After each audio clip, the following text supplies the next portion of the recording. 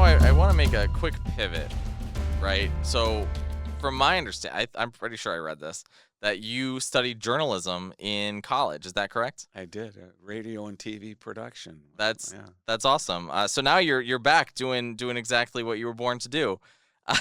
just a few years later. Right. Yeah. So I want to know, right, how you see the relationship, especially now, Mhm. between the press and politics. Now that you're on the other side. Well, I don't envy the job that the press has, print, radio, television. There's such competition out there for eyeballs. And so it's absolutely necessary for survival to almost lead with the most dramatic interpretation of whatever happened on any particular day, in order to attract viewers and have something to sell to advertisers. And so they're under that kind of pressure, whereas before there might have been an opportunity to go in depth a little bit, bring up some background information, and all the time there's much more across the aisle cooperation in the Capitol than is reported. But that's not exciting news, right? No one called anyone a name today. Well, Right. okay. Well, nothing to report then. But we got three good things done. Well, yeah, but everybody was in agreement. Or the other thing you'll find is, like my bill, it was in the Senate, it was 34-1. Yeah, that was everybody but one. Okay, who did the press go talk to? The one. The one, right? That's That's funny. That's where the story is. That's We funny. know what everybody else is thinking. They're in line. So Yeah, let's go to that one that didn't vote for it. And that's funny. and now all of a sudden that opinion is what gets What drives the coverage and discussion? Yeah, credibility. Yeah. that's interesting.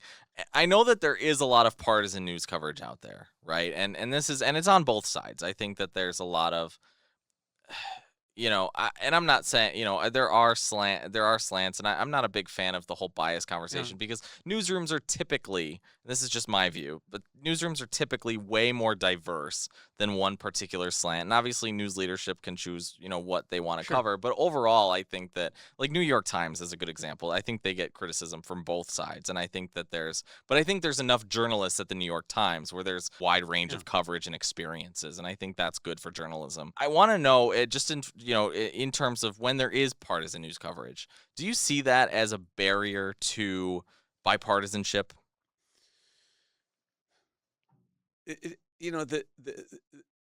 There's partisanship. There's bias in everything. Sure.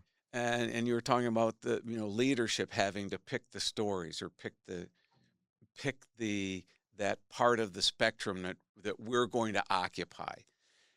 It doesn't make any. There's only so many minutes for a story in a newscast. There's only so many column inches. You can't put in all the facts, and so you have to pick and choose what facts that you put in the story to support the story that you're trying to tell. Right. And these are all editorial decisions. Right. And so that's all bias. Right. And so the question is, are we trying to give you as close a vision or an interpretation of what actually happened? Or are we trying to give you an interpretation that will lead you to a specific way of thinking? And I think that's where people start to get offended.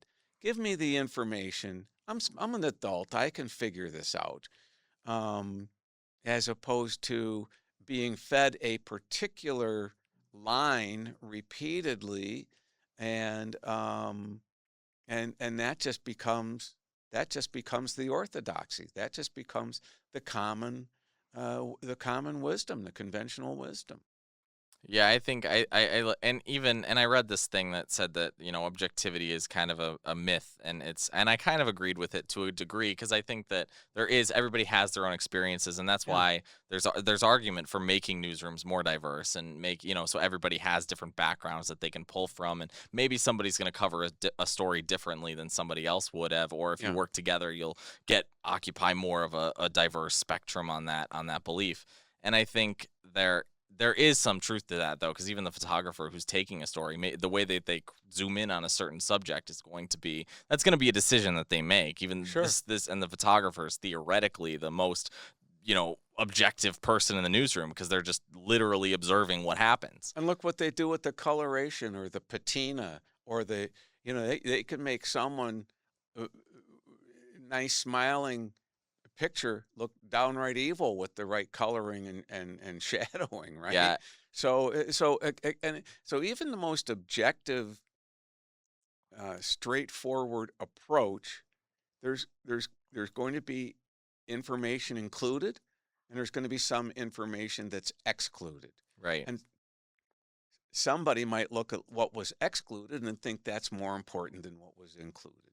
But that's just the way it is. I mean, no one, none of us have time to know everything or read everything about everything, and so you just understand that this is this this is the interpretation of the reporter that it wrote the story. Right, and that's why I've always and people I when I go to family gatherings, people always ask me, they're like, because they know my job, right? And they're always like questioning about the media, like how should I be a better citizen? How should Yeah, I, indulge in media? And I'm always just like, there's no real secret. Just read as many different news articles as you can. yeah. Read the New York Times, read the Washington Post, whatever you read, just know what the background of Yeah. what you're reading. There's the old Will Rogers line. I don't know anything about it, just what I read in the paper. But one of the things I follow about 80 different people on X, Okay, sociologists, psychologists, that's it. economists, and that's Okay. and and so you go and so I'm always interested in what they're interested in, Hmm. and then they'll repost a story, and then as you're reading the digital version of that story, they'll talk about some original source for the information, and then there's a link to that. Well, click the original source. Find out what they said. Go in and look, and that might introduce you to someone else you find interesting, and Right. then maybe you want to follow them, or even in that link, you go drill in, and there's another link, and so it gets you more and more into what's the basis of how this all got started.